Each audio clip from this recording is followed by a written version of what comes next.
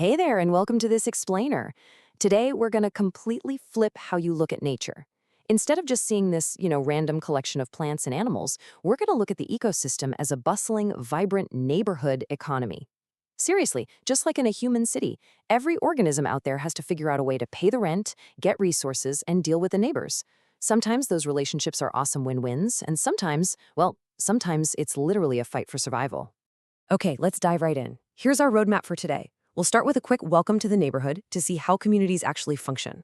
Then we'll look at the hostile takeovers, that's predation, followed by the turf wars of competition, and finally we'll break down the three distinct types of roommate agreements in nature, also known as symbiosis.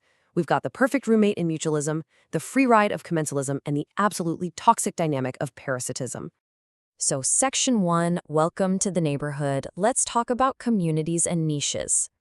In this incredibly crowded neighborhood, populations of different species live together in what's called a community. And to survive in this economy, you need a job. In biology, we call this an ecological niche. Now, a niche isn't just your street address, it's your specific role in the environment. It's how you use resources like water and sunlight, and how you interact with everyone else. And here's the kicker. If you want to avoid eviction, which in nature means extinction, you have to do your specific job exceptionally well. I mean, just look at the sheer density of life here.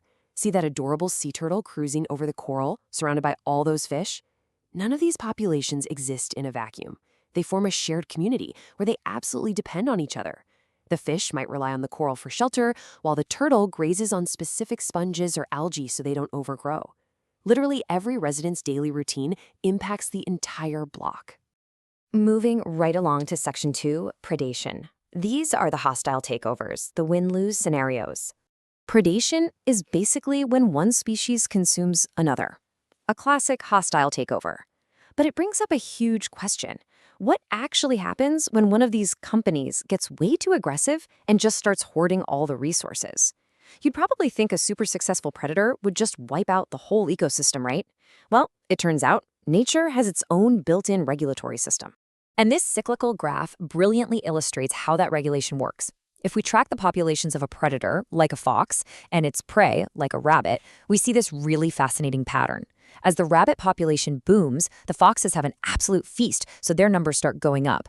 But as the foxes get a little too successful, they totally deplete the rabbits. With no rabbits around, the foxes begin to starve, and their numbers crash. This boom and bust cycle acts like an automatic control valve, keeping both sides in this constant dynamic balance. Because here's the thing, predation forces adaptation. We call this coevolution. Basically, not getting eaten means you survive to pass on your genes, so prey species are constantly upgrading their defenses. Take the rough-skinned newt. It evolved a deadly toxin to protect itself. But in response, its main predator, the garter snake, evolved a resistance to that specific toxin. So what does the newt do? It evolves an even stronger toxin. And the snake? Stronger resistance. It's an intense, literal evolutionary arms race happening right in our own backyards. All right, let's jump to Section 3, competition. Time for the turf wars between rival startups. So, competition is essentially a turf war between startups fighting for the exact same limited resources: food, water, prime real estate, sunlight. When resources are scarce, things get heated. Now, there are two main flavors of this. Intraspecific competition is when members of the same species fight, like two male birds squabbling over the best branch. But today, we're zooming in on interspecific competition. That's what happens when entirely different species want the exact same stuff. Let's see how this actually plays out in the wild. Check out this incredibly tense standoff between a hyena and a lion. This is a textbook example of interference competition, where different species actively fight over a direct resource. In this case, a fresh meal on the savanna. Since both of these guys are top-tier predators, their ecological niches overlap heavily, and that inevitably leads to these really intense physical turf wars. But let's be real, fighting all the time is exhausting and super dangerous. So to avoid ecological bankruptcy, aka extinction, species often do what any smart startup would do. They pivot.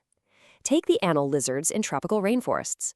Multiple species were all trying to eat the same insects, but instead of fighting to the death over them, they specialized. Some anoles adapted to hunt exclusively down in the leaf litter, while others evolved to hunt way up in the tree canopy.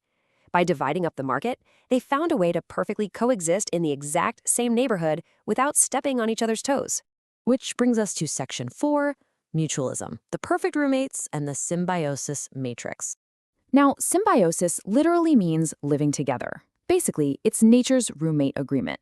To make sense of it, let's map out this symbiosis matrix. In all these relationships, there's always one species that gets a benefit, right? So they get a plus. The real difference is what happens to the other roommate. In mutualism, both species get a plus, win-win. In commensalism, the second species gets a 0. They are totally neutral. And in parasitism, the second species gets a minus because they're actively getting hurt. Let's kick things off with mutualism, our plus-plus relationship. You've probably seen this classic duo, the brightly colored clownfish and the sea anemone. The anemone acts like this stinging fortress that keeps the clownfish safe from predators. And in return, the clownfish actually cleans the anemone and provides nutrients for it. It's the ultimate win-win roommate setup, where both parties are just fundamentally better off together.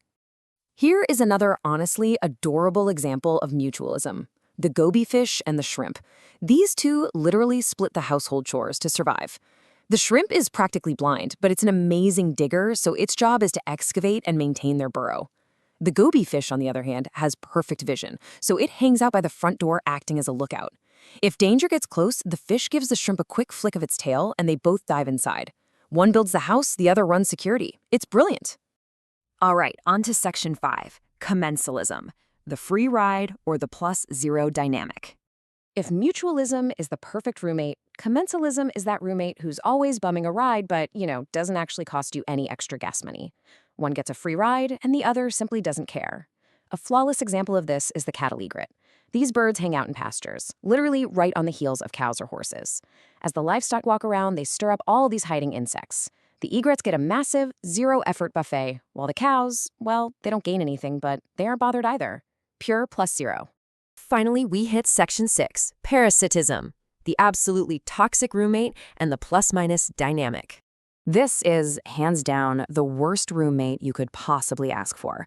One species, the parasite, benefits entirely at the expense of the host, who gets actively harmed. They're basically home invaders. Think about parasitic roundworms. They can live right inside the intestines of dogs or even humans. The worm gets a warm apartment and free meals by stealing the host's nutrients while the host suffers from malnutrition. But here's an interesting twist. A successful parasite rarely kills its host right away. I mean, if the host dies, the parasite loses its free rent and meal ticket. And just like predators and prey, parasites and their hosts are locked in their own intense evolutionary arms race. Hosts are constantly building up their immune defenses, while parasites are figuring out sneakier ways to bypass them. The microscopic parasite that causes malaria is an absolute master at this. It literally hides inside human blood cells to go deep undercover, completely escaping detection by the body's immune system. So what's the big takeaway from all this? Nature isn't just a random backdrop of chaotic violence. It's this highly structured, finely tuned economic network of takeovers, turf wars, and roommate agreements. Every species relies on these hidden rules of the neighborhood to survive. Which leaves us with a really fascinating question to ponder. Which of these ecological dynamics, mutualism, competition, or maybe even parasitism, do you see shaping the human world around you? Keep that in mind the next time you step outside. Thanks for joining me for this explainer, and keep exploring.